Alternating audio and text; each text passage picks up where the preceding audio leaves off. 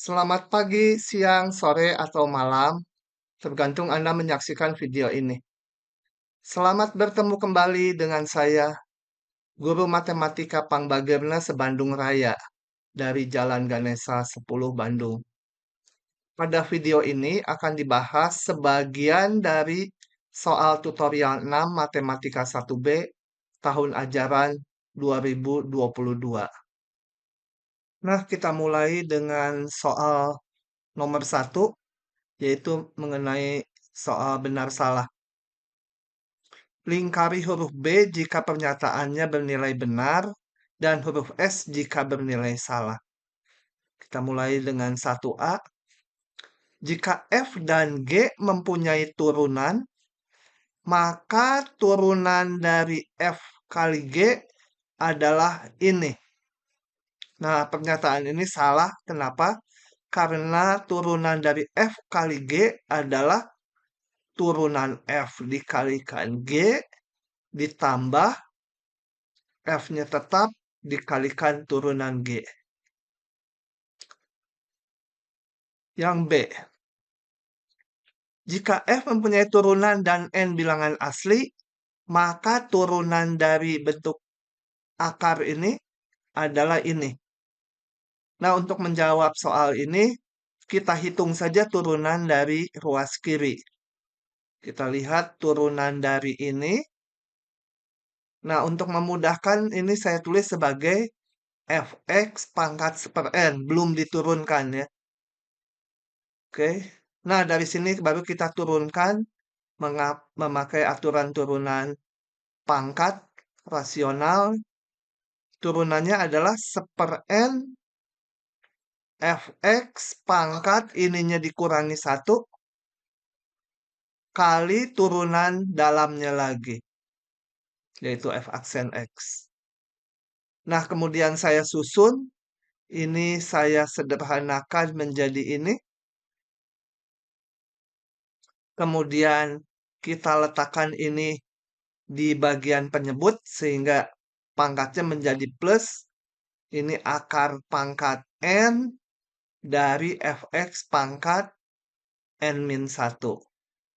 Nah, bentuk ini, turunan ini adalah sama dengan yang di soal, jadi pernyataan ini benar. Berikutnya soal C. Turunan dari tangen kuadrat X terhadap X itu sama dengan turunan dari sekan kuadrat X terhadap X. Coba kita lihat. Tangen kuadrat adalah sekan kuadrat dikurangi 1.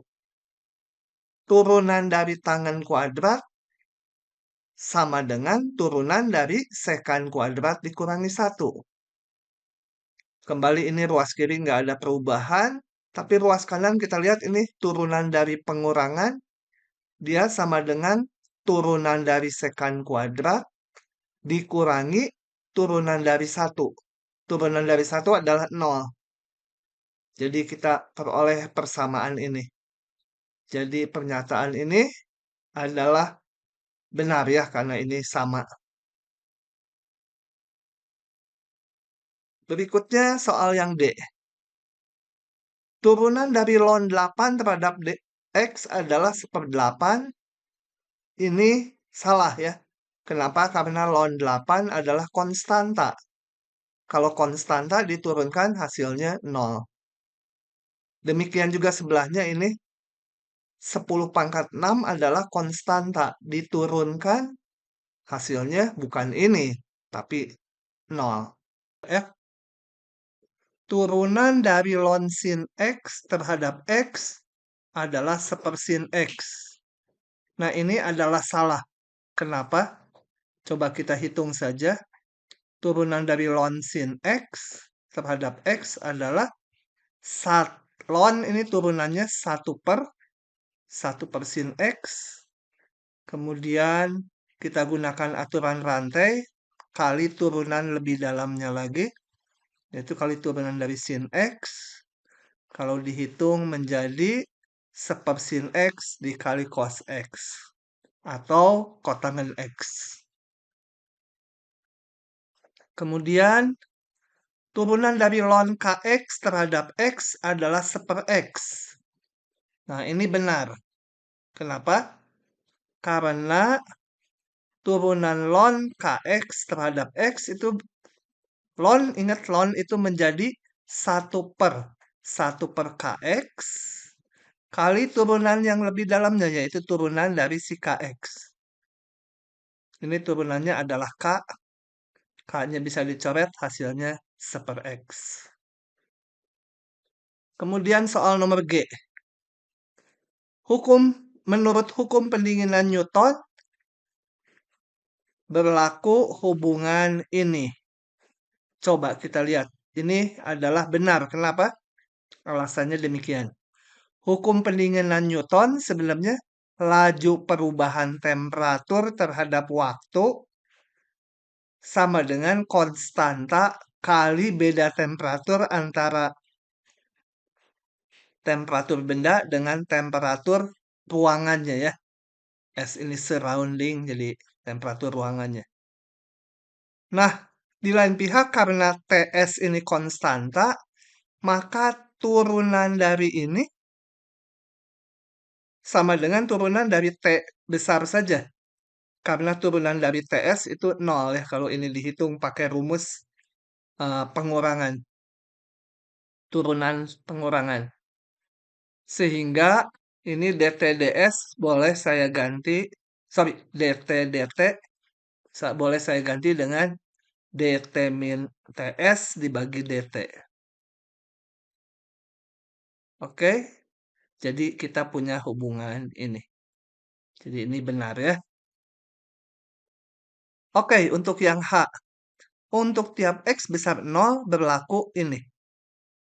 Ya, ini tinggal dihitung aja. X pangkat X dipangkatkan X itu sama dengan X pangkat X kali X. Sama dengan X pangkat X kuadrat. Oke. Kemudian yang I. Diberikan data ini, biarkan aja dulu. Turunan-turunan fungsi. Fungsi f tidak memiliki polinom Taylor order 3 di A sama dengan 1. Nah, kita hitung aja polinom Taylor order 3. Polinom Taylor order 3 di A sama dengan 1. Bentuk rumusnya adalah seperti ini. Oke ya. Nah, kalau saya hitung, coba kita masukkan aja angka-angkanya F1, 2, F aksen 1, 2 per 1 faktorial kali X min 1. Kemudian turunan 2 dibagi 2 faktorial. Turunan 2-nya 5 dibagi 2 faktorial kali X min 1 pangkat 2. Ditambah turunan 3 ini 0 dibagi 3 faktorial X min 1 pangkat 3. Nah, karena turunan 3 di titik 1 sama dengan 0, berarti ini 0. Jadi yang kita peroleh hanya polinom order 2. Jadi tidak memiliki polinom order 3 di A sama dengan 1 adalah benar. Nah, berikutnya kita akan bahas soal nomor 2. Misalkan diberikan fungsi F ini dan fungsi G ini. Oke, jadi ini saya gambarkan di sini. Fungsi F, kalau dia kurang dari 4, aturannya ini. Kalau lebih besar atau sama dengan 4, aturannya ini. Sedangkan fungsi G, kalau kurang dari 2, X-nya, dia aturannya ini. Kalau X-nya besar dari 2, aturannya ini. Oke. Kemudian P sama dengan F kali G. Hitunglah turunan P di X sama dengan 0, 2, 4, dan 6 jika ada. Nah, ini akan dikerjakan untuk di 0 dan di 2 saja. Oke. Kita lihat dulu isi P ini F kali G. Jadi kalau kita kalikan, maka intervalnya menjadi ini, terpecah 3. Yang lebih kecil 2, aturannya ini dan ini kalikan. Untuk di antara 2 dan 4, aturan ini dan aturan ini dikalikan. Dan untuk X lebih besar 4, P itu adalah ini dikali yang aturan ini. Oke, ini terpecah 3 seperti ini. Jadi yang pertama adalah ini kali ini, itu ini. Yang kedua ini tadi kali ini, yang tengah. Dan yang ketiga ini kali ini. Itu adalah F kali G. Ini kita sederhanakan menjadi ini. Setelah disederhanakan, artinya saya kalikan ini. Nah, kita lihat untuk X lebih kecil 2, aturannya cuma semacam ini saja. Maka turunan di titik X untuk X kecil 2 adalah turunan dari ini. Ini dihitung turunan dari polinom tersebut. Kemudian turunan P di titik 0, ya masukkan aja X-nya sama dengan 0 ke sini. Diperoleh min 24. Nah, untuk X sama dengan 2, bagaimana dengan turunan titik dari P?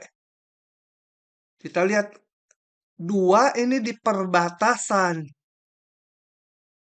Karena sebenarnya turunan juga konsep limit, harusnya dihitung pakai limit kiri dan limit kanan dari turunan.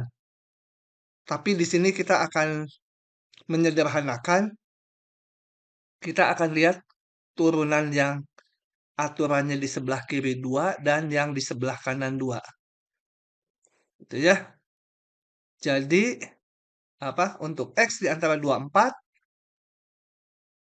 ini turunannya adalah yang ini. Saya turunkan. Nah, turunan kiri di 2, kita pakai turunan dari ini yang tadi udah dihitung di soal yang sebelumnya. Ini. Turunan kiri, ini notasinya nih. Turunan kiri di titik 2, masukkan titik 2-nya ke sini. Ke yang turunan dari ini. Sedangkan turunan kanannya dari 2, jadi di kanan 2, aturannya ini tadi turunannya udah saya hitung antara 24 itu ini.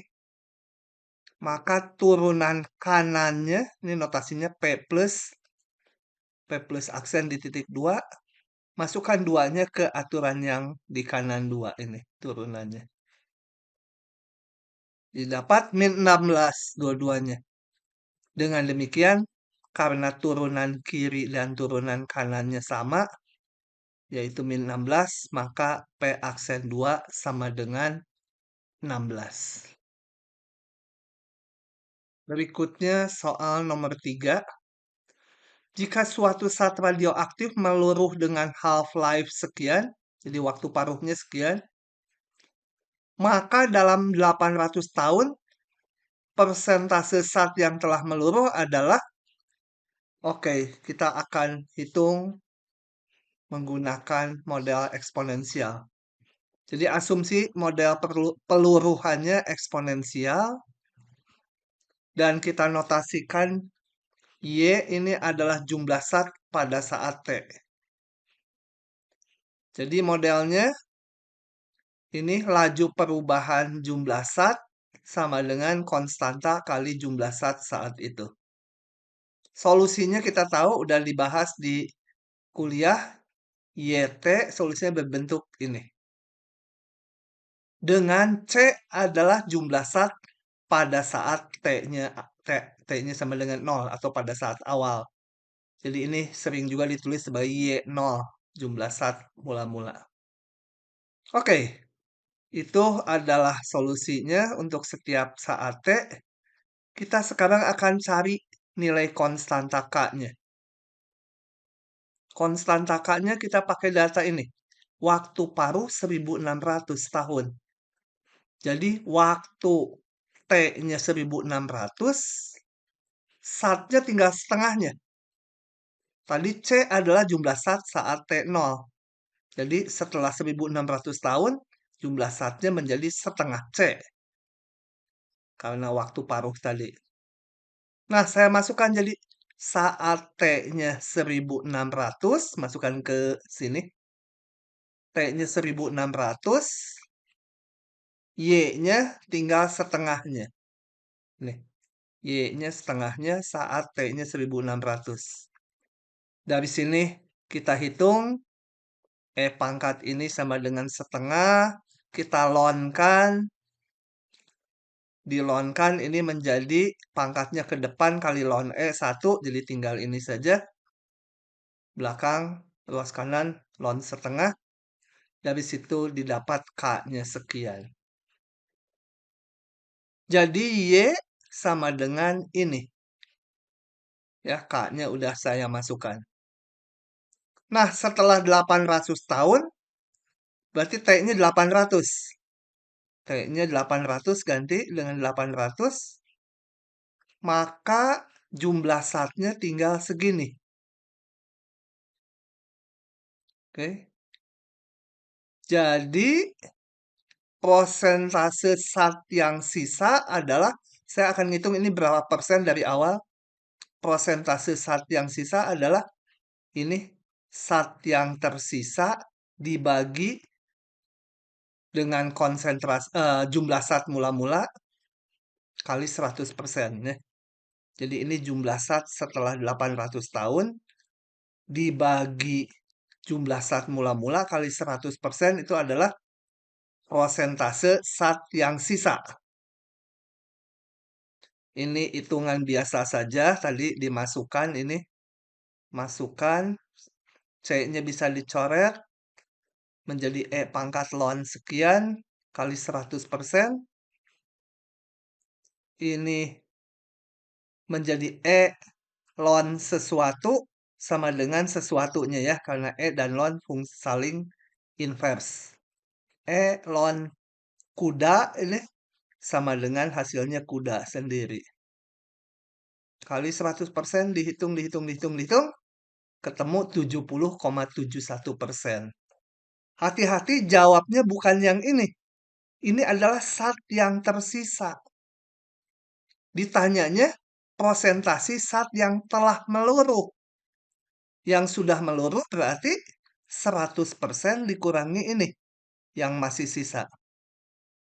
Gitu. Tinggal apa yang meluruh sebesar 29,29%. Jadi jawabannya adalah yang C. Berikutnya soal nomor 4. Jika f aksen X ada dan f aksen X tidak 0, maka turunan dari ini adalah, ya kita hitung saja. Turunan dari ini supaya menghitungnya nggak menggunakan pembagian, saya tulis menjadi, dikeataskan menjadi fx pangkat min 1. Belum diturunkan ya, baru dinotasikan. Nah, ini kita gunakan aturan rantai. Turunannya adalah min 1 kali ini pangkatnya turun 1, jadi min 2 kali turunan dalamnya, yaitu turunan dari fx terhadap dx.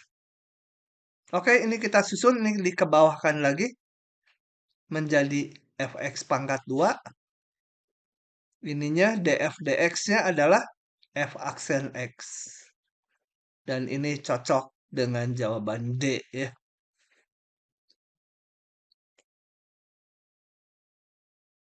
Berikutnya kita bahas soal nomor 5.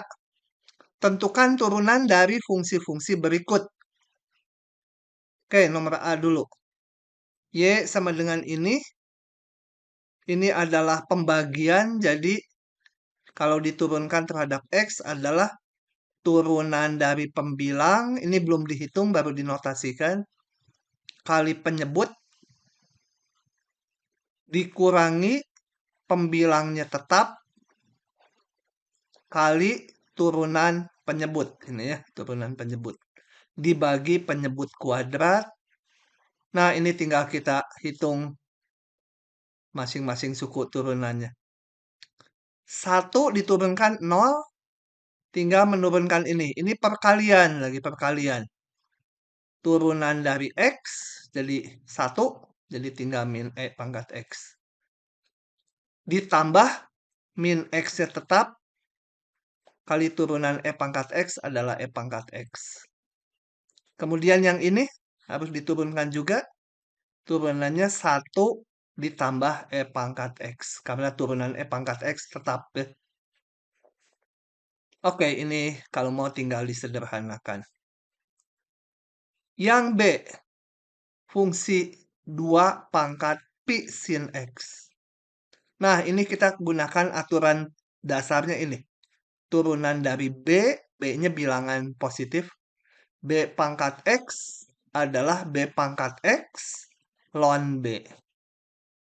Jadi kalau kita terapkan ke fungsi ini, turunan dari ini adalah tetap 2 pangkat, gitu ya. Ini B pangkat X, ya B pangkat X. Ini kalau 2 pangkat ini, ya tetap 2 pangkat ini kali ln 2 dikalikan turunan lebih dalamnya lagi, yaitu turunan dari ini, pi sin X. Oke, ini saya salin 2 pangkat pi sin X. Kemudian, oh ini susunannya ditaruh di belakang. Ln 2-nya di sini. Nah, turunan yang ini adalah pi kali cos X. Pi kali cos X. Agak tersebar ya ininya. Disusun gini. Oke, yang ketiga. Tolong ditambahkan tuh soalnya harusnya ada tulisan Y sama dengan ini. Nah, untuk menurunkan logaritma, rumus dasarnya ini. Turunan log BX adalah 1 per X ln B. Jadi kalau diterapkan ke soal ini, ingat log itu turunannya seperdia ini. Kalau X jadi seper X. Jadi seper ini. Seper 2 min 3X ini. Kali ln bilangan dasarnya 6. Kali ln 6. Kali turunan lebih dalamnya lagi. Nah, ini kalau dihitung, ini turunannya adalah min 3. Jadi hasilnya min 3 dibagi ini. Begitu ya, jadi itu aturan rantai. Nah, berikutnya kita bahas soal nomor 6. Gunakan turunan logaritmik untuk menentukan turunan dari fungsi ini A dan yang C ini ya. Oke, coba kita lihat. Saya tulis ulang ini fungsinya. Y sama dengan X pangkat X dipangkatkan X. Nah, prinsip menggunakan turunan logaritmik itu adalah kedua ruas kita lonkan. Ln Y sama dengan ln ini. Kemudian, ini pangkat bisa ke depan ya. Menjadi X dari ln X pangkat X. Kembali ini pangkat bisa ke depan. Menjadi X kuadrat ln X. Jadi kita punya hubungan ln Y sama dengan X kuadrat ln X. Nah, selanjutnya kita turunkan kedua ruas terhadap X. Karena ditanyanya dy dx ya, ya aksen. Jadi kita turunkan ruas kiri ini terhadap X. Juga ini ruas kanannya yang udah disederhanakan terhadap X. Kita hitung. Nah, ingat. Kalau nurunkan Y, nanti harus dikali dy dx ya. Jadi ln turunannya adalah seper. Ln Y seper Y. Jangan lupa kali dy dx gitu ya. Kalau yang X langsung aja ini turunkan terhadap X kita pakai perkalian. Perkalian dari X kuadrat dengan ln X. Jadi turunan dari X kuadrat yaitu 2X dikalikan ln X ditambah X kuadratnya tetap ini kali turunan ln X. Ln X adalah seper X. Oke, dari situ maka Y-nya saya bawa ke belakang lagi. Jadi Y aksen adalah Y kali ini ya. Tadi tinggal disalin ini. Ininya udah disederhanakan. Oke, setelah itu kita kembalikan Y-nya ke fungsi semula. Y-nya tadi adalah X pangkat X dipangkatkan X. Jadi ini kali ini. Oke, itu adalah prinsip menggunakan turunan logaritmik. Coba yang C kita lihat. Y sama dengan ini. Nah, kembali mau menggunakan turunan logaritmik. Supaya nggak terlalu rumit menggunakan turunan aturan pembagian yang ininya terlalu banyak. Jadi kita lonkan kedua ruas. Ingat, lon kali adalah jadi lon masing-masing ditambah. Sedangkan kalau bagi dikurang. Jadi ini menjadi ln dari sin kuadrat X. Ln sin kuadrat X, duanya saya bawa ke depan. Menjadi ini. Kemudian ditambah ln dari tangen pangkat 3X. Tapi pangkat 3-nya saya kedepankan. Jadi 3 ln tangen X. Yang bawah ini kurang X. Ln dari X kuadrat tambah 1 pangkat 2. Pangkat 2-nya dikedepankan tinggal ini ya. Jadi ini bagi itu jadi minus di sini. Nah, setelah itu kedua ruas kita turunkan terhadap X. Selalu yang ln Y diturunkan terhadap X menjadi 1/Y. Ingat karena Y yang diturunkan kali Y aksen gitu ya, aturan rantai. Kayak ln U, ya 1/U, U aksen. Ruas kanannya kita turunkan satu-satu. Ln sin X turunannya, ln sesuatu turunannya adalah 1/. Sesuatu. 1/. sin X. Kali turunan dalamnya. Cos X. Ln tangen, ya 1/. tangen. Kali turunan dalamnya. Turunan tangen adalah sekant kuadrat. Dikurang 2, ini turunannya 1/. ini. 1/. ini. Kali turunan dalamnya 2X. Nah, setelah itu, kayak soal yang A, selalu kalau turunan logaritmik, Y-nya bawa ke ruas kanan. Untuk mendapatkan Y aksennya. Y-nya bawa ke kanan, kemudian Y-nya diganti fungsi semula ini. Jadi ini Y-nya dibawa ke kanan, tapi Y-nya tuh adalah ini, fungsi semula. Dari sini. Kali ini, tadi yang kita turunkan.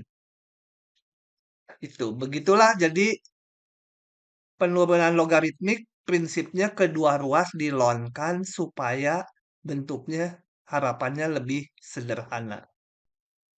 Berikutnya kita bahas soal nomor 7.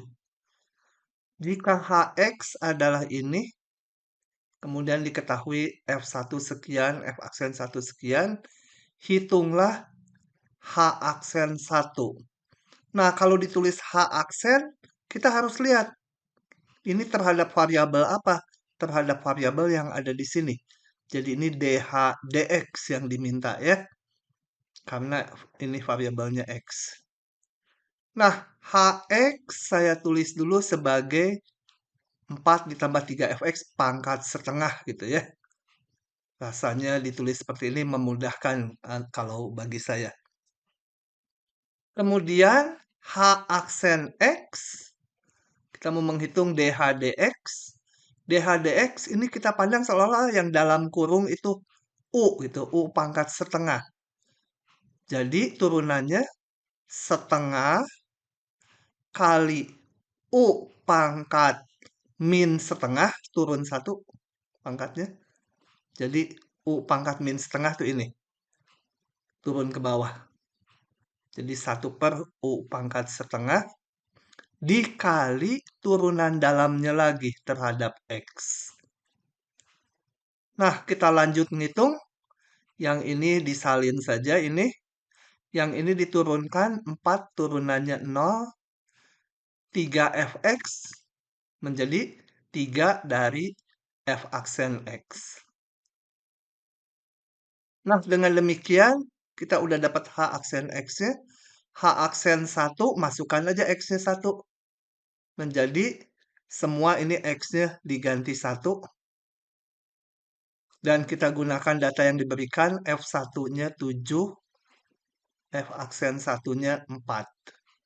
Dihitung, diperoleh hasilnya. Oke.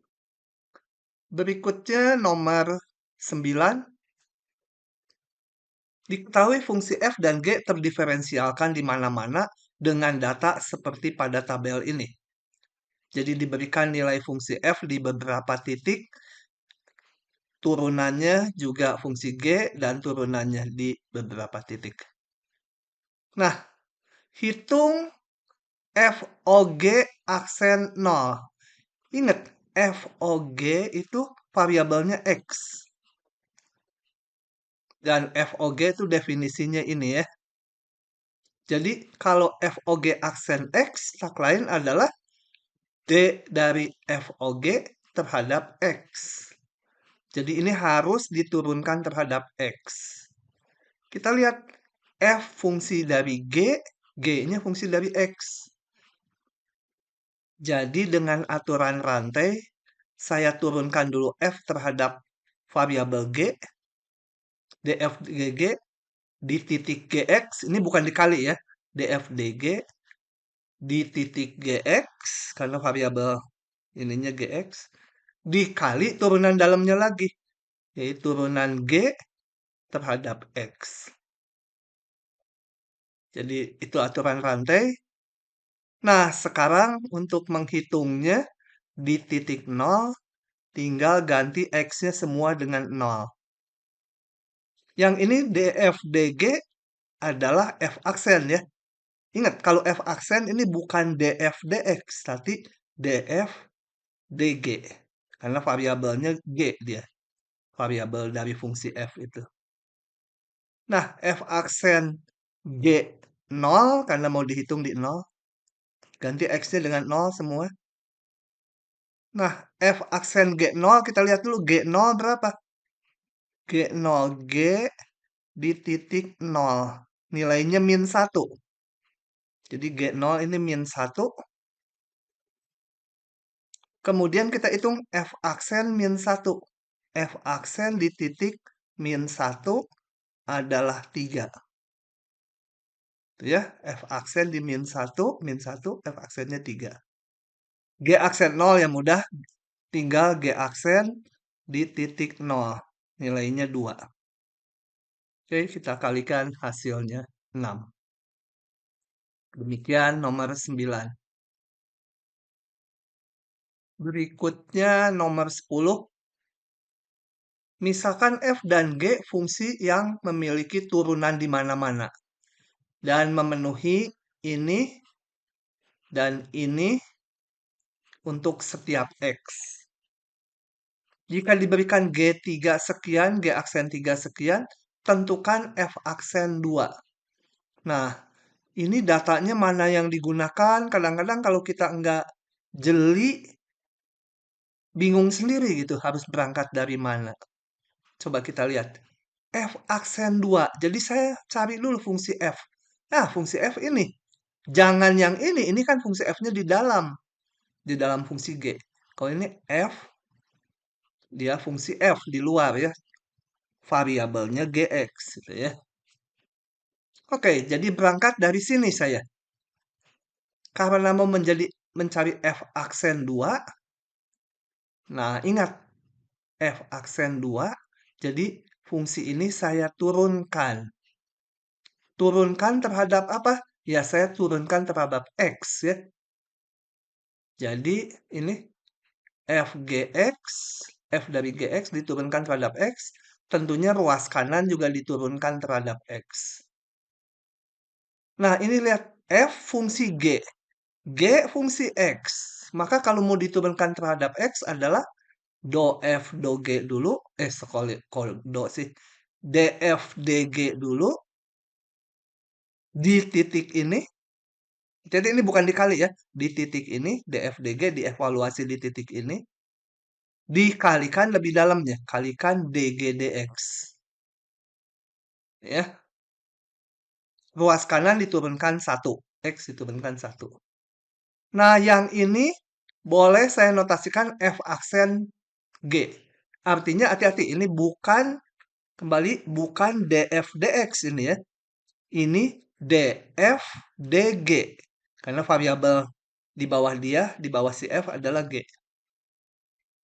Kali yang ini G aksen X, kalau ini betul. DG DX, karena variabel di bawah G itu X. Oke, ruas kanannya tetap 1.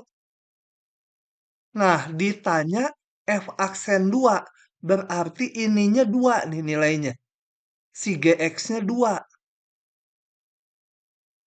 F aksen 2 bukan X-nya yang 2. Karena variabel dari F itu G. Jadi kalau F aksen 2, ya F saat GX-nya 2. Nah, jadi saya cari dulu X-nya berapa. Ini GX-nya 2. GX-nya 2. Kita lihat GX sama dengan 2, X-nya dari sini. GX sama dengan 2, berarti X-nya 3. Nah, sekarang tinggal saya masukkan ke sini. X-nya 3 ya. F aksen G3 kali G aksen 3, semua X-nya diganti 3, sama dengan 1. Ini saya ganti F aksen G3 itu adalah 2 tadi ya. Dikali G aksen 3. Mana G aksen 3? Ini diberikan 4. Sama dengan 1. Sehingga F aksen 2 diperoleh sama dengan 1/4. Oke. Jadi harus betul-betul paham notasi aturan rantai. Kalau nggak tersesat, ini turunan terhadap apa? Ini turunan terhadap apa? Harus tahu variabel di bawah fungsi tersebut. Berikutnya kita bahas soal nomor 11. Hitung, ini ada 2 soal. Yang merah ini untuk PR, saya akan kerjakan yang ini ya. Hitung dx dy pada titik 1,2 terhadap kurva ini. Nah, perlu diperhatikan kalau ditanya dy dx, itu artinya y fungsi dari x, variabel bebasnya x, variabel tak bebasnya y. Ini penting. Kalau diminta dx dy, itu artinya x fungsi dari y. Jadi y variabel bebasnya, x-nya fungsinya, variabel tak bebas. Nah, efeknya apa kalau ngitung dx dy? Kita lihat. Dari persamaannya, ini. Saya turunkan kedua ruas terhadap y. Kenapa menurunkan terhadap y? Karena saya mau mengerjakan yang ini. Turunannya terhadap y. Oke, kita lihat. Ingat, karena dx dy berarti y variabel bebasnya, x-nya yang fungsi. Nah, ini. Yang ini dulu saya lihat. Karena y variabel bebas, ya turunannya 2y. Tidak dikali y aksen ya, tidak dikali dy dx, karena ini variabel bebas. Nah, ini yang fungsi. Kalau x pangkat 3, diturunkan terhadap y. Maka turun dulu dia terhadap x. Menjadi 3x kuadrat. Begitu? Baru harus ditambahkan turunan dalamnya terhadap y. Jadi ini turunan ini terhadap x dikalikan dx dy. Ruas kanannya sih nggak masalah, 0. Nah, setelah didapat ini, maka pada titik 1,2, masukkan aja x-nya 1, y-nya 2. X-nya 1, ini biarkan yang dicari, y-nya 2. Diperolehlah Oh, ini salah. Harusnya dx dy. Sebentar, saya perbaiki. Ini harusnya dx dy sama dengan sekian ya. Oke. Berikutnya saya bahas soal nomor 14. Tentukan y aksen, kalau nggak ada apa-apanya berarti ini dy dx gitu ya.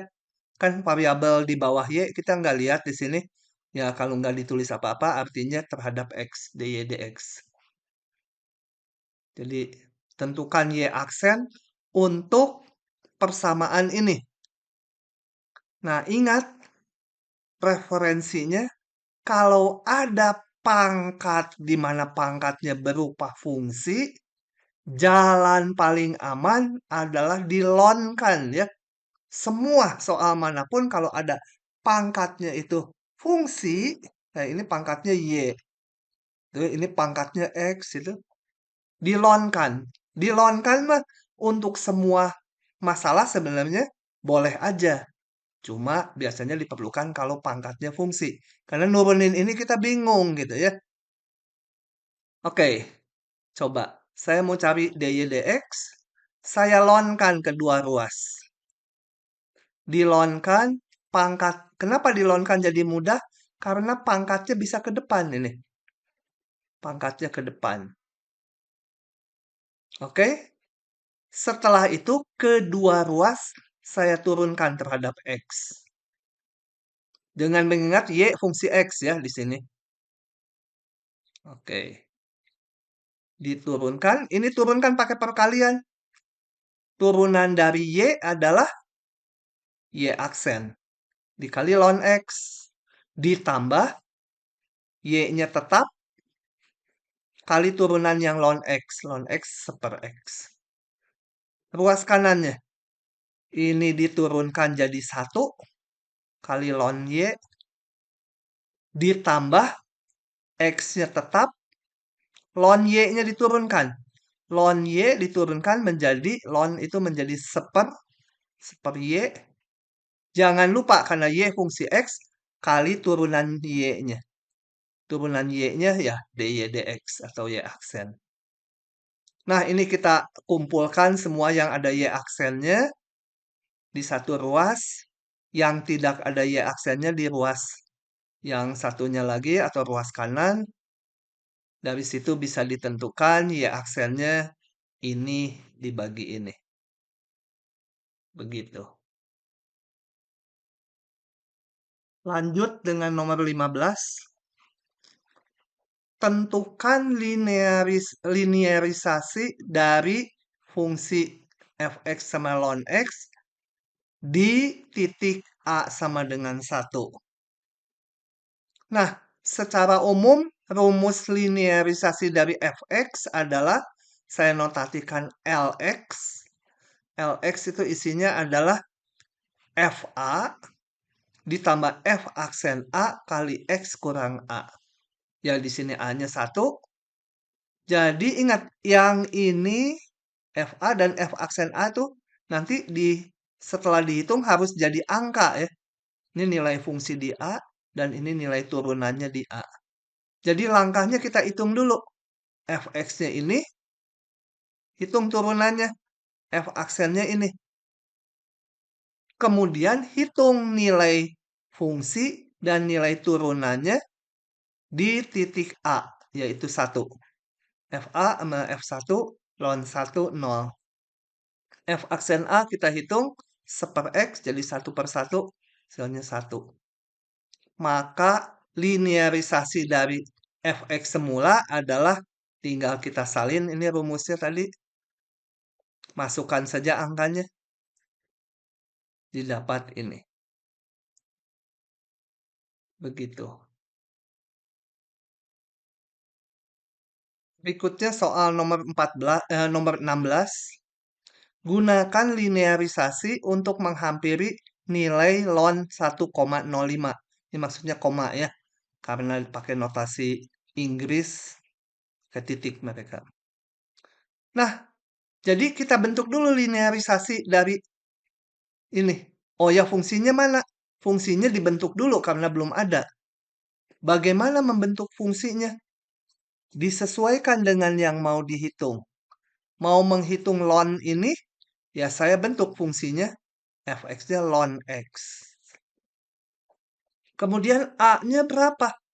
A itu selalu dipilih yang dekat dengan yang mau dihitung, tapi nilai fungsinya gampang ditentukan. Jadi saya pilih A-nya 1, karena ln 1 gampang. Gitu ya. Kenapa nggak pilih E? Ln E juga gampang, ln E 1. Karena E itu 2,7 sekian. Dari titik ini cukup jauh. Lebih dekat yang titik 1. Ini bedanya cuma 0,05. 1 dengan ini. Oke, setelah itu dibuat linearisasi dari fungsi ln X dengan pilihan A-nya 1. Nah, ini kebetulan sama dengan soal sebelumnya. Coba kita lihat ke atas. Ini fx ln X. A-nya 1.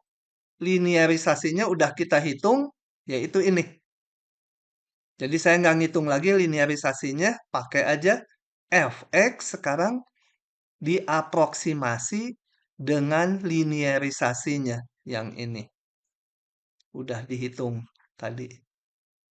Maka ln ini, ln 1,05, tak lain adalah nilai fungsi di 1,05 ini. Ln 1,05 adalah nilai fungsi di 1,05.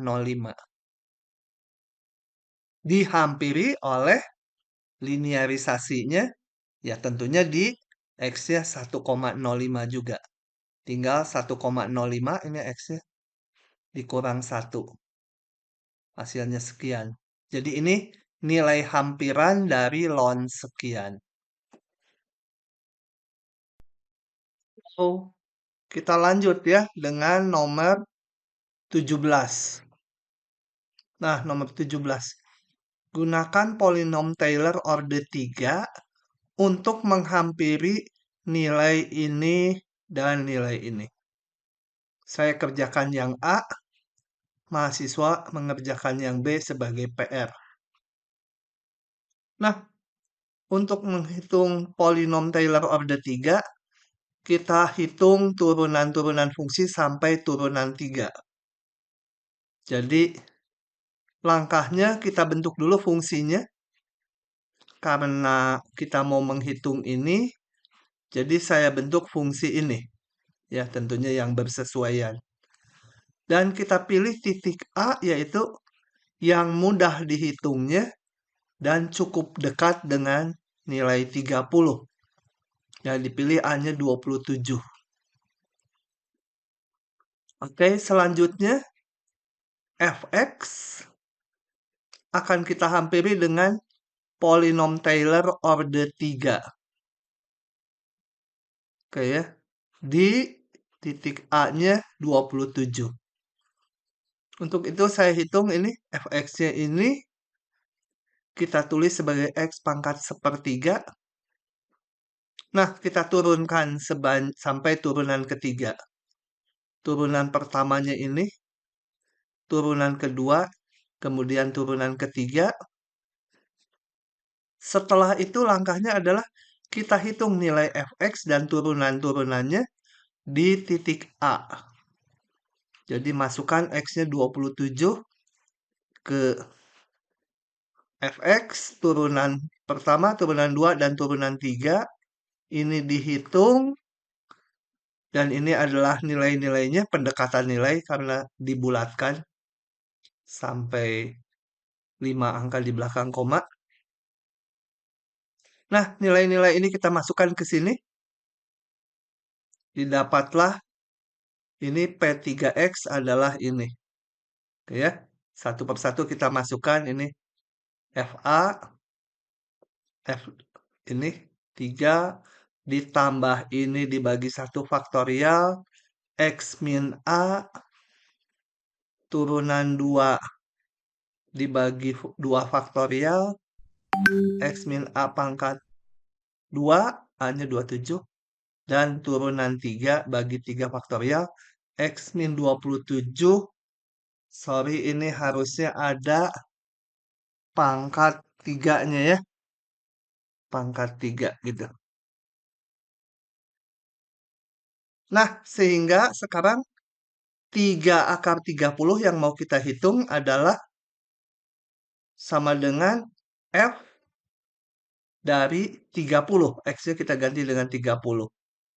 Maka di P3 juga kita ganti X-nya dengan 30. Nah, ini dihitung sendiri. Ganti aja X-nya dengan 30. Begitu. Nah, berikutnya kita bahas soal nomor 18. Tentukan polinom Taylor order N dari fungsi ini. N-nya diminta 3 dengan A-nya sendiri adalah sama dengan 0. Oke, ini sebenarnya mirip dengan pembahasan soal sebelumnya. Jadi, saya tuliskan fx-nya ini serta turunan-turunannya sampai turunan 3. Sin px turunannya cos px kali turunan dalamnya kali pi. Saya letakkan di depan ini. Kemudian ini turunkan cos px. Ini konstanta, biarkan aja. Cos jadi min sin px kali turunan ini terhadap x yaitu pi. Jadi muncul pi kuadrat. Sin ini diturunkan menjadi cos lagi. Cos px kali turunan dalamnya yaitu pi. Sehingga muncul pi pangkat 3. Setelah itu fx dan turunan-turunannya kita evaluasi di titik A. Di sini A-nya 0. Jadi masukkan X-nya 0. Diperoleh nilai-nilai ini. Dengan demikian maka fx semula yang sama dengan sin px kita hampiri dengan polinom Taylor order 3-nya yaitu ini. Ya, masuk ke rumus F0 F aksen 0 per 1 faktorial kali X min 0, jadi hanya X saja. Kemudian ditambah lagi turunan 2 per 2 faktorial kali X min A pangkat 2. Sorry, ini ada salah lagi sedikit. Harusnya turunan 3 ini per 3 faktorial X pangkat 3. Sebenarnya X min 0 pangkat 3. Ya, disederhanakan menjadi ini. Oke, berikutnya kita bahas soal nomor 19. Nah, panjang sebuah persegi panjang berubah dengan laju sekian sentimeter per detik. Jadi panjangnya bertambah dengan laju setiap detik 6 cm. Dan lebarnya berubah dengan laju 3 cm per detik. Suatu saat panjang dan lebar persegi panjang masing-masing 20 dan 10. Tentukan laju perubahan luasnya. Kemudian tentukan laju perubahan luas saat panjangnya 38. Oke.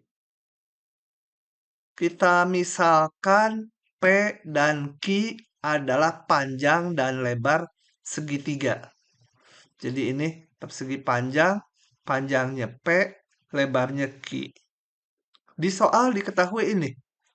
Laju perubahan panjang ini 6 cm per detik. Jadi itu adalah dP dt 6. Satu lagi lebarnya berubah dengan laju 3 cm per detik. Berarti dq dt sama dengan 3.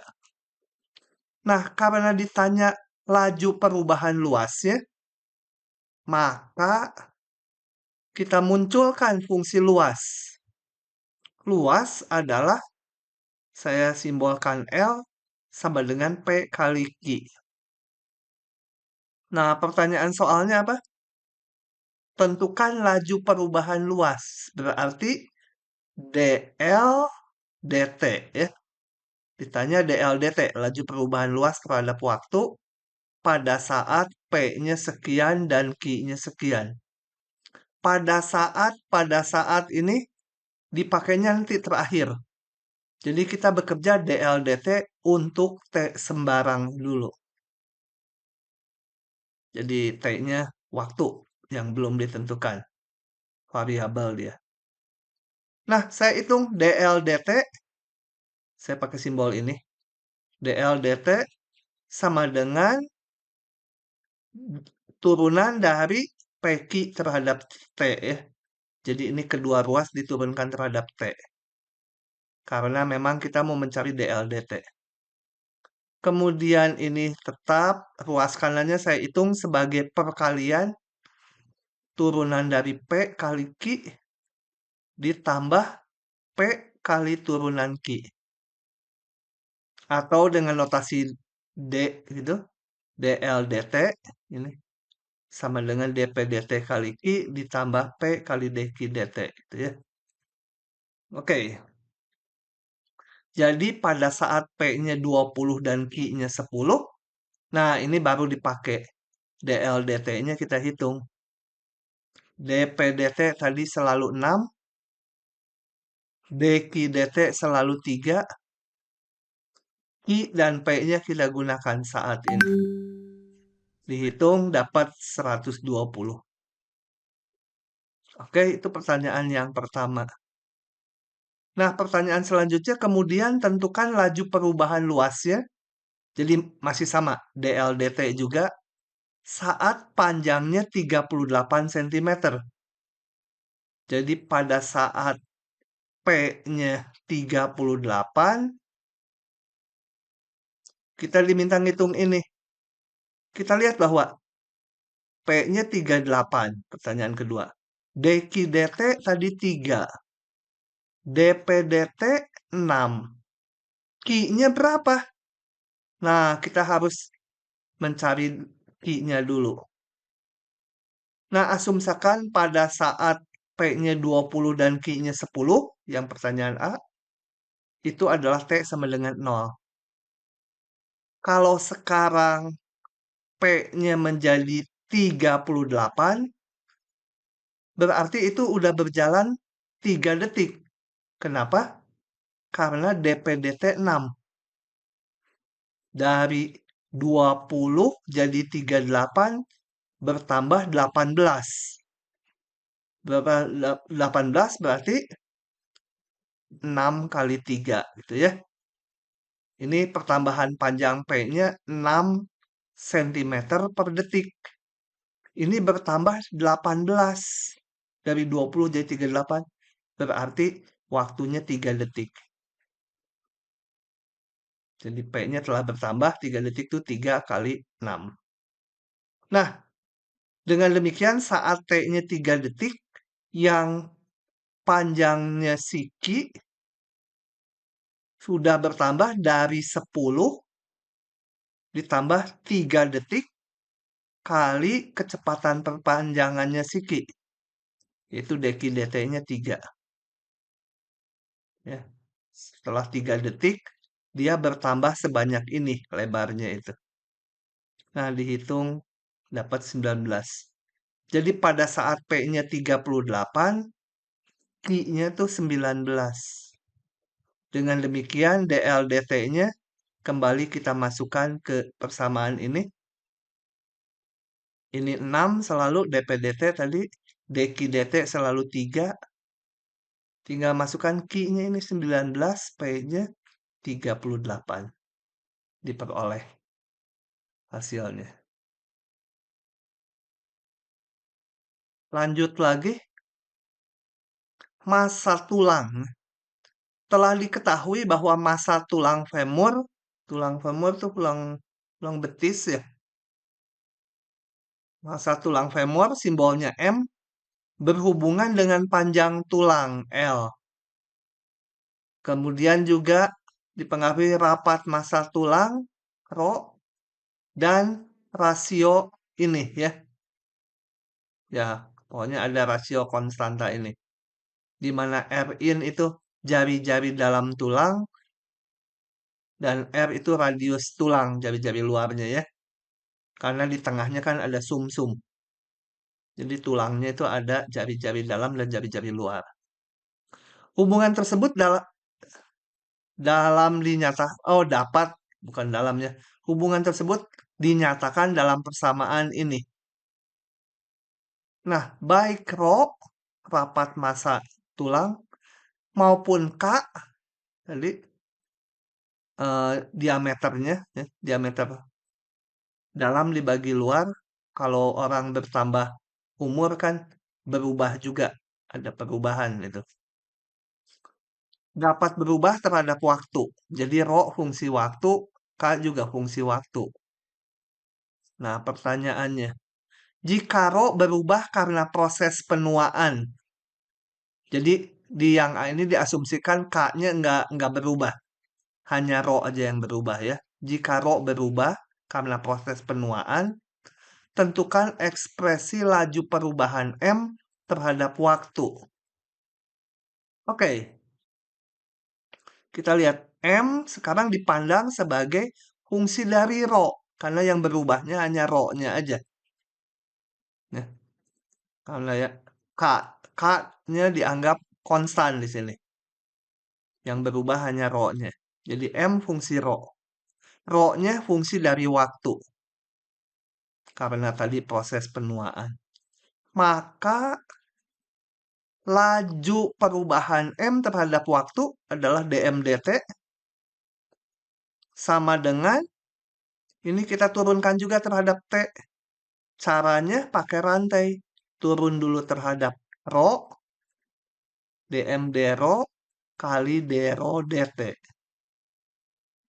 Nah, ini si M ini turunkan terhadap Rho.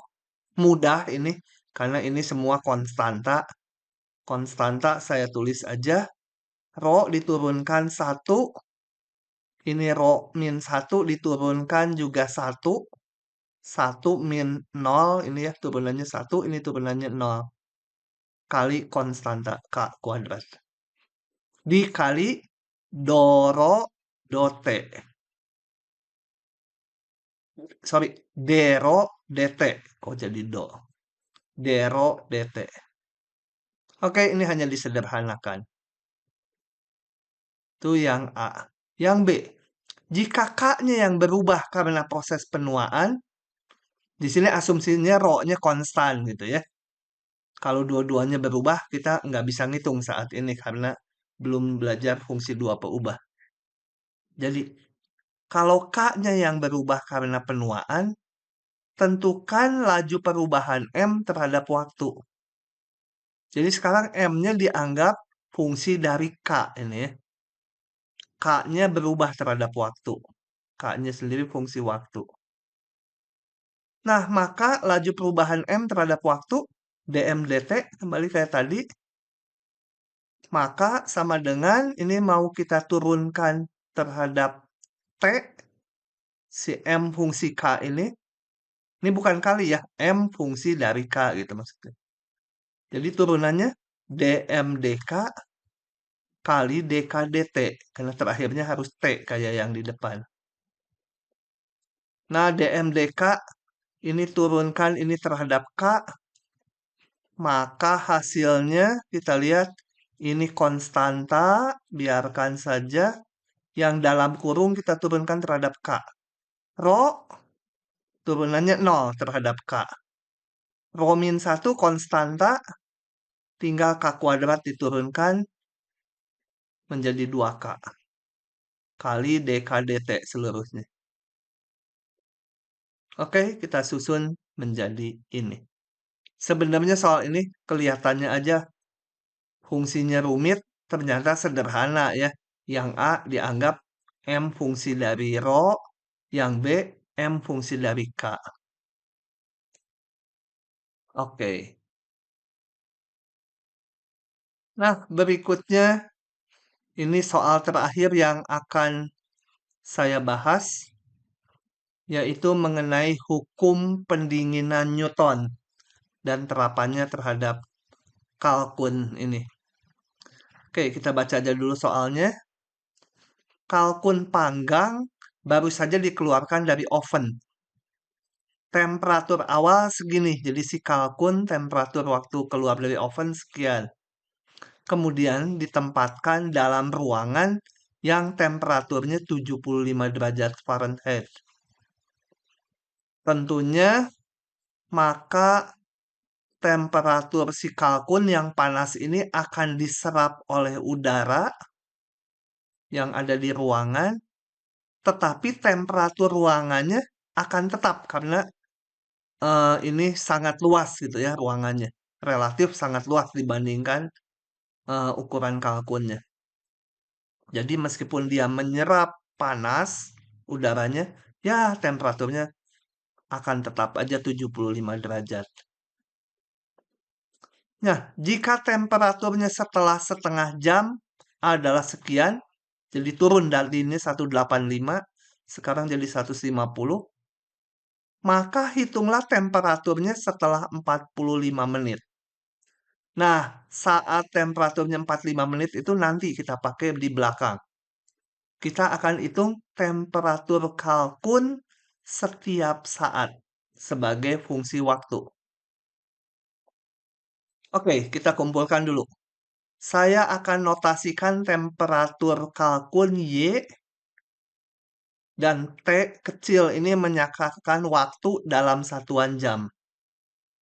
Jadi kita lihat saat awal ini T-nya 0, Y 0, 185. Kemudian kita tuliskan hukum pendinginan Newton. Menyatakan laju perubahan temperatur kalkun terhadap waktu. Jadi dy dt ya. Laju perubahan temperatur kalkun tadi y dy dt.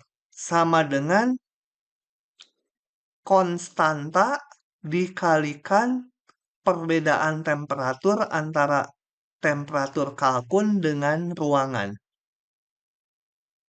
Oke.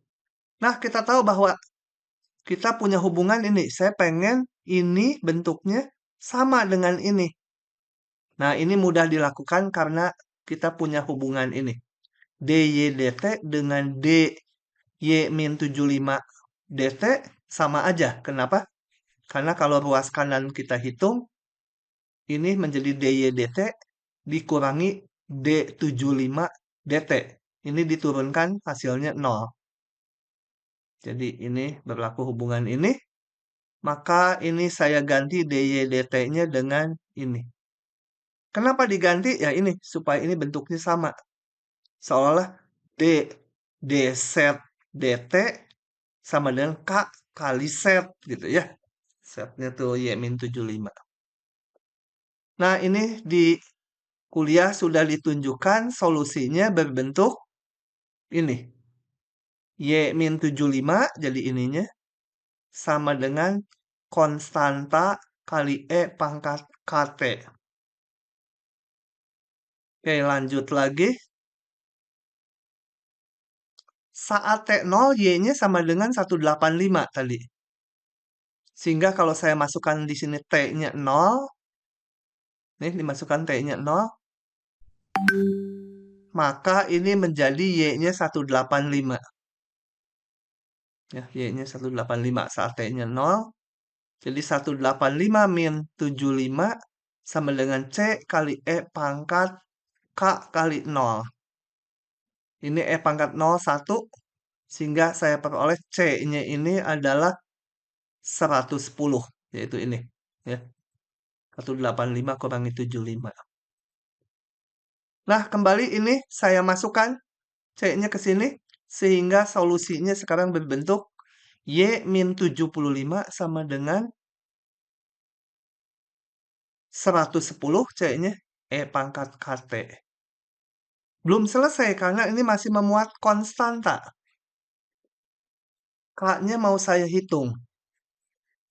Nah, untuk itu kita lihat datanya. Saat, ini lihat kembali soalnya. Jika temperaturnya setelah setengah jam menjadi ini. Jadi waktu T-nya setengah, karena T-nya dalam satuan jam, T-nya setengah, Y-nya sekian. Oke, itu akan kita pakai. Jadi ini, saat T-nya setengah, Y-nya 150. Masukkan lagi ke persamaan solusinya tadi ini. Y-nya 150, T-nya setengah. Nah, ini kita hitung. Pangkat ini menjadi, pangkat K per 2 menjadi ruas kiri dibagi 110. Jadi ini 75 dibagi 110. Untuk mendapatkan K-nya, kita lonkan kedua ruas dari sini. Dilonkan. Kalau lon ini pangkat bisa ke depan menjadi K per 2. Lon E, K per 2 lon E. Lon E itu 1. Jadi lon E-nya udah nggak ditulis di sini. Sama dengan lon ini. Sehingga K-nya diperoleh ini. Nah, setelah K-nya diperoleh, saya masukkan lagi ke rumus solusi ini. Jadi Y min 75 sama dengan 110 pangkat. Ini K-nya udah diperoleh kali T. Atau kalau 75-nya dipindah ruas, Y sama dengan ini. Nah, ini adalah temperatur si kalkun setiap saat. Kita kembali ke pertanyaannya. Hitung temperaturnya setelah 45 menit. Oh, belum saya hitung ya. Jadi, ini harus ditambah sedikit setelah 45 menit. Ya, ini sama dengan berapa ya? 3/4 jam ya. Maka temperaturnya Y-nya sama dengan 75 ditambah 110 pangkat 2 ln 75 per 110 kali 3/4. Ya, ini harus dihitung pakai kalkulator. Sorry, ini pangkat ya. Semua kali 3/4 tuh dipangkat. Sama dengan sekian gitu ya. Oke, ini tadi belum terjawab di soalnya. Kemudian yang B, pertanyaannya. Berapa lama kita harus menunggu hingga temperaturnya turun mencapai 100 derajat Fahrenheit? Karena mau dimakan, ditunggu kan supaya agak dingin. Nah, jadi kita mencari T-nya, T waktu, supaya Y-nya, yaitu ke temperatur si kalkun, jadi 100. Oke, untuk itu kita hitung, dicari T, supaya Y-nya 100. Ya, masukkan aja lagi ke persamaan ini. Y-nya pengen 100, masukkan T-nya berapa mau dihitung. Oke, dari sini saya tinggal, ini 75-nya saya pindah ruas menjadi tinggal 25 sama dengan ini ya, yang ini aja. Kemudian 110-nya dikedepankan menjadi ini, bagi 110, pangkat ini dilonkan menjadi ini. Lon ini sama dengan lon yang kanan.